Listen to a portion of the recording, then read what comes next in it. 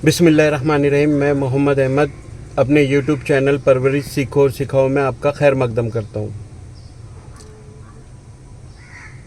मैं शुरू में ही बोल देता हूँ आप लोगों से कि ये वीडियो मैं बहुत शॉर्ट फॉर्म में बनाना चाह रहा था, लेकिन ये बन नहीं पा रही है। तो ये वीडियो पार्ट 1 पार्ट 2 जैसे भी आगे तक जाएगी, तो मेहरबानी करके इसको ज़रूर सुन लेना। इसमें आप लोगों के लिए बहुत अच्छी नसीहत है। और शॉर्ट करने के चक्कर में बहुत सारी बातें मैं गड़बड़ा जा रहा हूँ, बता नहीं पा रहा हूँ,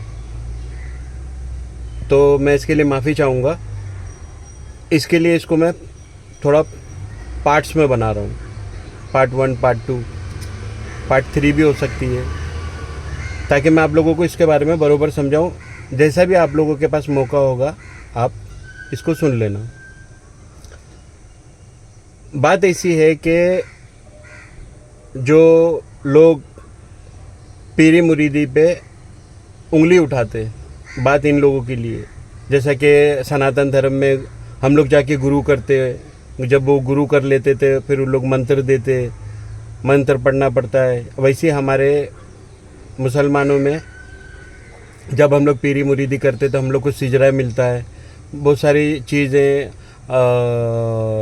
पीरो मुर्शिद अता करते हैं और वजीफ़ा देते हैं पढ़ने के लिए। ठीक है, तो ये हो गई है। अब बात ऐसी होती है कि जैसे कि एक आस्थाना है यूनुस अल गौहर शाही का, लंदन से चलाते, और बहुत सारे आस्थाने पाकिस्तान में हैं और बहुत सारे आस्थाने हिंदुस्तान में हैं। अब इसमें से जो लोग जिनके भी पीरो मुर्शिद दुनिया से चले गए हैं, वफ़ात कर गए हैं, पर्दा कर गए हैं, अब उनके पास में जो भी उनके मुरीदैन हैं, वो उन लोगों ने वो चीज़ को अपने कंधे पे ले लिया है। और कंधे पे ऐसा ले लिया है कि जब भी वो अपनी वीडियोस बनाते हैं ना, तो सारे लोगों को ये बोलते हैं कि आजकल के जो डब्बा पीर हैं, जाली पीर हैं, वो पब्लिक को लूट रहे हैं और अपनी जेब गरम कर रहे हैं और ऐसा कर रहे हैं, वैसा कर रहे हैं। यूनुस अल गौहर शाही तो मिसाल के तौर पे यहाँ तक बोल देते हैं कि वो जो पीरो मुर्शिद होते हैं वो औरतों पे हाथ डालते हैं, ऐसा करते हैं, वैसा करते हैं, और मेरे पीरो मुर्शिद तो ऐसे हैं, मेरे पीरो मुर्शिद तो वैसे हैं।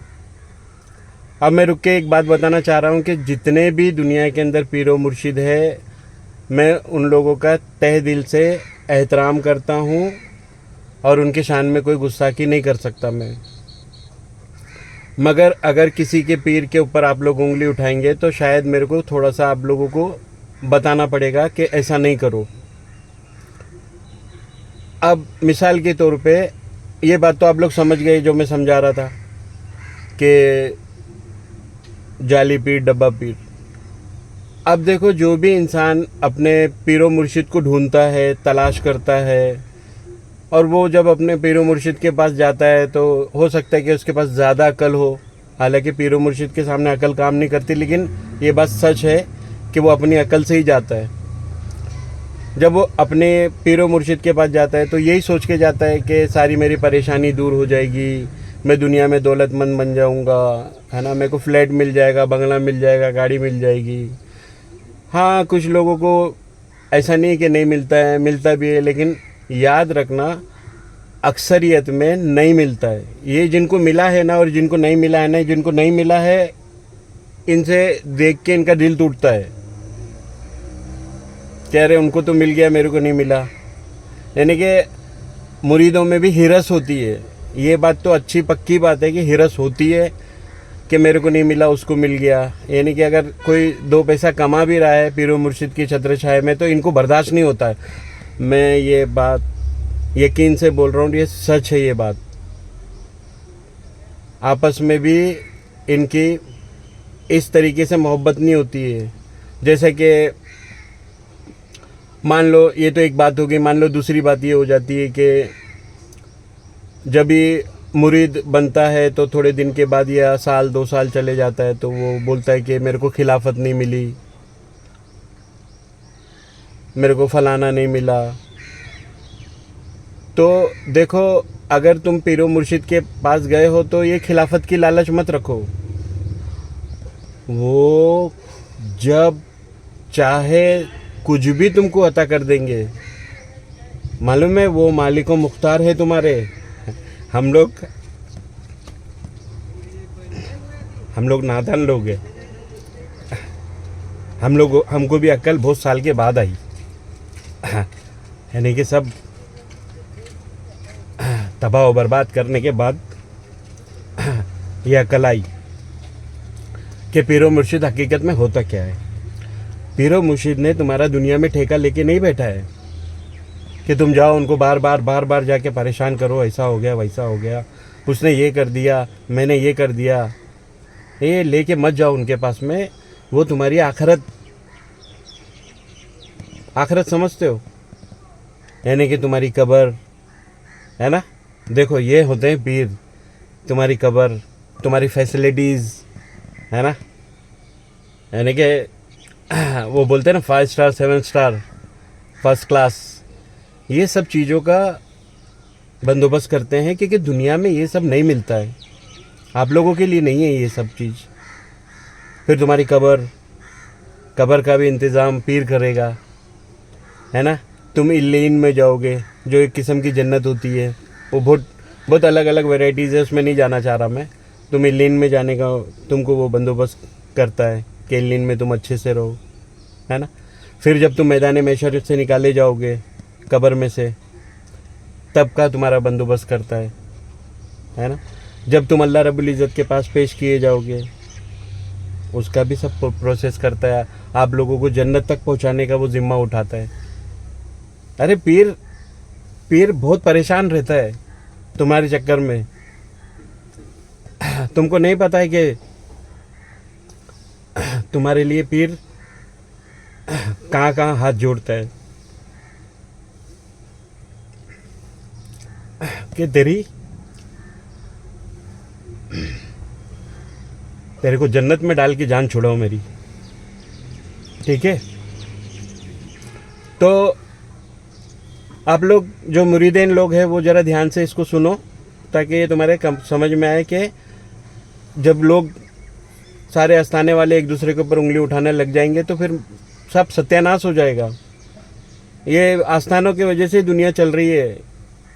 मतलब आस्थाना नहीं रहे तो कुछ भी नहीं रहेगा। और आप लोग भी ऐसे ये पीर पकड़, वो पीर छोड़, उसको पकड़, इसको छोड़, इसको पकड़, उसको छोड़ नहीं करो। कोई अल्लाह का जिक्र दे रहा है, तुम उधर भाग जा रहे।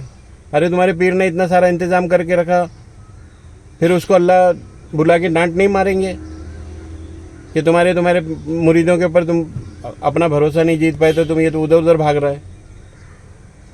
तो इधर उधर मत भागो, आप समझो। अल्लाह का जिक्र तुम्हारे पीरो मुर्शिद भी तुमको देंगे, ऐसी बात नहीं देंगे, लेकिन भाई तुम उस लायक तो बनो। खाना खाओगे हराम का, बुराइयां तुम्हारे में कम नहीं होती, गीबत तुम करते ही जाते हो। अरे तुम अपने पीरो मुर्शिद के सामने दूसरे की गीबत करते हो, तुमको शर्म नहीं आती? तुम अपने पीरो मुर्शिद को जाके दूसरों की शिकायत करते हो। कैसा पीर है तुम्हारा कि उसको नहीं पता है बाहर क्या हो रहा है? फिर तुम्हारे को अगर खिलाफत नहीं मिली तो बोलते हैं कि बुड्ढे ने अभी तक हमको खिलाफत नहीं दिया। तुम्हारी तो तमीज़ भी नहीं सीखी तुमने कि तुम्हारे पीर से तुमको किस तरीके से बात करना चाहिए। तुम्हारे पीर का कोई भी काम करना होता है तो तुम्हारे तन बदन में अंगार लग जाती है। तुम्हारी तो दुआ यही रहती है कि जो अभी अल्लाह के बहुत फजलो करम से जो पीर और मुर्शिद जिंदा है, वो ये तुम्हारी तो यही सोच होती है कि तुम बस वो कैसे दुनिया छोड़ के जाए तो हम इसकी गद्दी पे बैठ जाए। हाँ, गद्दी पे बैठेगा।